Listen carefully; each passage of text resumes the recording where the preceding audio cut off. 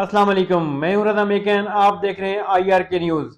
आइए जानते हैं आज की कुछ ताज़ा तरीन अपडेट्स सदीक जान साहब से। तहरीक इंसाफ के साथ अब तक क्या हुआ, जरा इसमें बात करेंगे कि अब तक क्या हुआ है, मुमकिन तौर पर क्या हो सकता है। और एक सवाल और भी है कि क्या तहरीक इंसाफ की प्रेस कॉन्फ्रेंस और कल के जलसे के बाद, सुहेल आफरीदी साहब की तकरीर के बाद, क्या कोई दूसरी साइड पे सोच विचार यह है कि नहीं, हमने एक्सट्रीम पे नहीं जाना, क्योंकि तहरीक इंसाफ ने बहरहाल बड़ा अच्छा जेस्चर दिया है। तो ये एक पॉइंट है। लेकिन अब तक क्या हुआ है, नोटिफिकेशन होने के बाद से अब तक वज़रा ने पहले प्रेस कॉन्फ्रेंस की और कहा कि इमरान खान पर मुलाकातों पर पाबंदी का ऐलान किया, और उसके बाद DGSPR ने प्रेस कॉन्फ्रेंस की जिसमें इमरान खान साहब को सिक्योरिटी थ्रेट और गद्दार और पता नहीं क्या कुछ है जो नहीं कहा गया। उसके बाद कुछ तहरीक इंसाफ के रहनुमाओं के घरों पर छापे वगैरह मारे गए, लेकिन इतने एक्सट्रीम नहीं थे वो।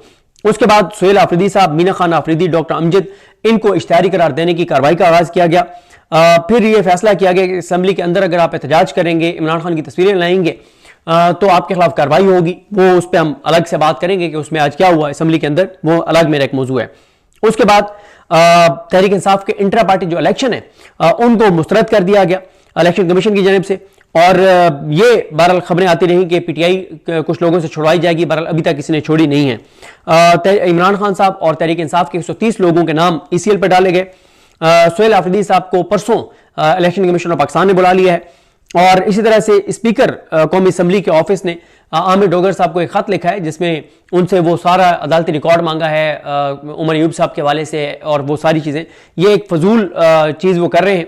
वो ये कह रहे हैं कि मामला सब जुडिस है, इसलिए हम नोटिफिकेशन नहीं कर रहे। सब जुडिस नहीं है, वो डिसाइड हो गया है। उमर अयूब साहब D-सीट हो गए हैं, उनकी सीट पे दोबारा इलेक्शन भी हो गया है। ये सिर्फ डिलेइंग टैक्टिक्स हैं, इससे ज्यादा कुछ नहीं है। तो खैर वो एक लेटर लिखा गया बहरहाल ये बताने के लिए कि ये इन प्रोसेस है नोटिफिकेशन वाला मामला जो अपोजिशन लीडर का। उसके बाद कुछ खुफिया FIRs में कुछ लोगों को इश्तिहारी करार देने का सिलसिला जारी है, जिसमें सिमाबी ताहिर साहिबा को इश्तिहारी करार दिया गया है। वो अडियाला के बाहर मौजूद होती हैं। जमील फारूकी साहब और इस तरह से कुछ और लोगों को, जमील फारूकी जिनका मीडिया से तल्लुक है, उनको भी इश्तिहारी करार दिया गया है। अब तक जो चीजें मैंने बताई हैं ये हुई है, लेकिन इसमें से कोई एक चीज भी ऐसी नहीं है जो आप कहें कि कोई बहुत गैर मामूली है, बहुत गैर मामूली है। इससे पहले तहरीक इंसाफ के साथ नहीं हुआ। भाई तहरीक इंसाफ के साथ साने 26 नवंबर हो चुका है, पाकिस्तान के लोगों के साथ, शहरियों के साथ साने मुरीद के हो चुका है। AJ के में आप देखें क्या हुआ है। तो ये जो चीजें हुई हैं ये तो रूटीन में भी ये चीजें हो रही थी। कौन सा ये चीजें रूटीन में नहीं हो रही थी?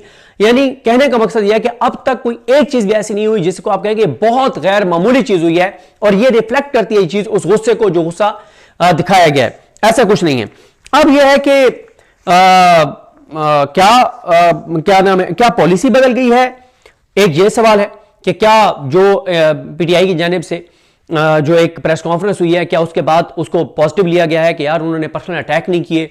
और कुछ ये भी है कि प्रेस कॉन्फ्रेंस में जिस तरह की चीजें हुई उसके बाद आप देख लें कि जितने भी इंडिपेंडेंट लोग हैं उन सब ने DGSPR पे तनकीद की है कि DGSPR को ये लबो लहजा, ये जबान इस्तेमाल नहीं करनी चाहिए थी।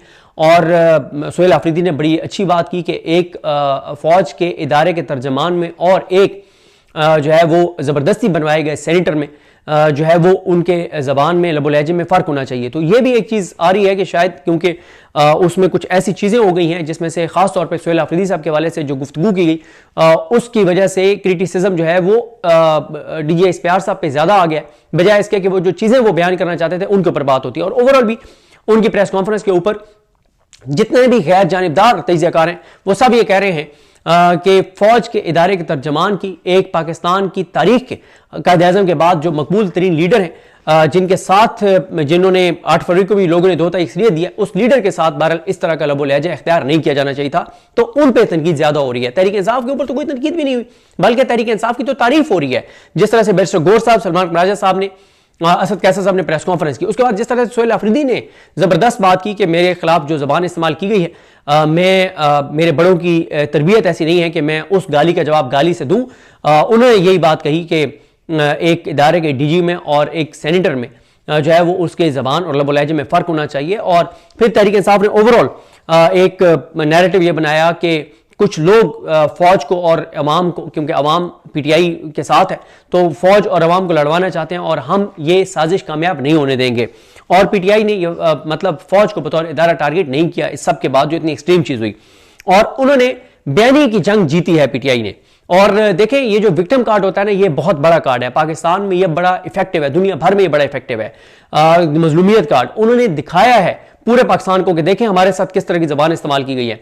उन्होंने दो तरह से नैरेटिव की जंग जीती है। एक उन्होंने ये किया कि सलमान कुनाजा साहब ने कहा कि हम डीजीएसपीआर की प्रेस कॉन्फ्रेंस का जवाब नहीं दे रहे क्योंकि उसमें कोई ऐसी बात थी ही नहीं, कोई लॉजिक नहीं थी, कोई दलील नहीं थी, तो इसलिए वो इररिलेवेंट है वो जो गुफ्तगू उन्होंने की है। और वो जो उन्होंने गुफ्तगू किया वो पूरा पाकिस्तान देख ले कि उन्होंने किस तरह की जबान इस्तेमाल किया, किस तरह से लबो लहजा था। तो वो पाकिस्तान की कौम बेहतर फैसला करने वाली है, हम उनका तो जवाब ही नहीं दे रहे क्योंकि उसमें कोई ऐसी बात थी नहीं जिसका जवाब दिया जाए। लेकिन उन्होंने प्रेस कॉन्फ्रेंस में ऐसी चीजें नरेट की कि जिससे पूरा एक नैरेटिव नया शुरू हो गया और डिस्कशन शुरू हो गया कि बातें तो ये ठीक कर रहे हैं, चाहे उनका कोई बदतरीन मुखालिफ भी हो वो भी ये देख रहा है कि एक तरफ से प्रेस कॉन्फ्रेंस कैसी हुई और जवाबी पीटीआई ने प्रेस कॉन्फ्रेंस कैसी की। फिर उसके बाद जिस तरह से मैंने आपको अर्ज किया कि सुहेल आफरीदी जो है उनकी भी बहुत ज्यादा तारीफ हो रही है कि यार उन्होंने, लोग एक्सपेक्ट कुछ कर रहे थे कि वो भी आएंगे और गाली का जवाब गाली से देंगे और बिलो द बेल्ट जाएंगे और बहुत, लेकिन उन्होंने भी एक बताया कि नहीं, मैं एक सूबे का वज़ीर आला हूं, हसास सूबा है, मैं चाहूं तो बहुत कुछ कर सकता हूं, मेरे पास ताकत है, लेकिन नहीं, मुल्क की खातिर मैं इसको इग्नोर कर रहा हूं और मैं गाली का जवाब गाली से नहीं दूंगा। इससे उनका कद काठ बड़ा है। सुहेल आफरीदी की तारीफ हो रही है, सब ये कह रहे हैं कि यार बड़ा गैर मुतवक्के उनका जो है वो रद्द-ए-अमल था। और फिर वाकई देखें, आपने नैरेटिव के जरिए चीज जीतनी है, आपने लोगों की हमदर्दी हासिल करनी है। पीटीआई को मुसल्लह गिरोह तो नहीं है, पीटीआई के पास बंदूक तो नहीं है। जब रियासत के पास बंदूक है और पीटीआई निहत्ती है तो निहत्ती जो अवाम है वो पुरअमन एहतजाज के जरिए, बयानी के जरिए लोगों को साथ मिला के और दबाव बढ़ा के जीत सकती है।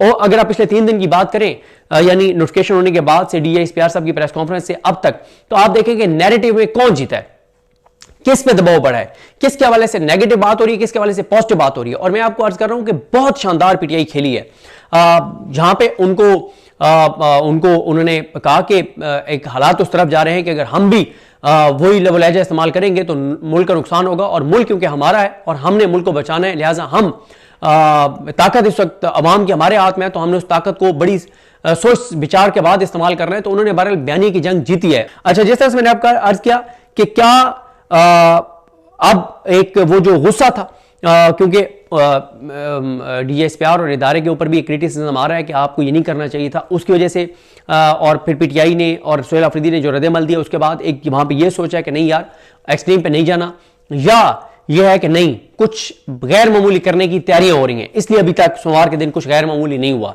या एक वजह यह भी हो सकती है कि एक अहम दौरा जो है वो चल रहा है, इनका जो इंडोनेशिया के सदर आए हुए हैं और कुछ और मेहमान आए हुए हैं, उनकी वजह से आज और कल में कुछ बड़ा नहीं हो रहा, परसों से कुछ बड़ा होगा। बहरहाल ये तो आने वाला वक्त जो है वो बताएगा। जिस तरह से मैंने आपको कहा कि ये अगले 4-5 दिन में पता चल जाएगा कि कोई मजीद पीटीआई के साथ जुल्म ना करने का फैसला कर लिया गया है, या ये 1-2 दिन क्योंकि बाहर से मेहमान आए हुए इसलिए कुछ नहीं हो रहा, या अभी तैयारी हो रही है और 3-4 दिन बाद कुछ गैर मामूली जो है वो नजर आएगा। अब ये भी एक सवाल है कि गैर मामूली क्या हो सकता है पीटीआई के साथ, मतलब 26 नवंबर हो गया, 70-80 हजार लोगों पे एफआईआर हो गई, 50-60 हजार कारकुन गिरफ्तार हो गए, चादर चारदीवारी का तकद्दुस पामाल हो गया, उनकी माएं बहनें बेटियां वो महफूज नहीं रही, जबरी गुमशुदगियां हुई, पाबंदियां हुई, लोगों को मुल्क छोड़ के जाना पड़ा, मतलब क्या नहीं हुआ। अब उससे बड़ा क्या होगा, सवाल तो यह है। उससे बड़ा लगता तो नहीं है कि उससे बड़ा कुछ होगा क्योंकि ये सारी चीजें हो गई। तो नाजरीन ये थी अहम अपडेट्स जो आपने जानी सदीक जान की ज़बानी। तो नाजरीन जुड़े रहिए मजीद अपडेट्स के लिए हमारे चैनल के साथ। अपना और इस चैनल का ख्याल रखिएगा। इसी के साथ अपने मेजबान रजा मेकिन को इजाजत दीजिए। अल्लाह हाफिज।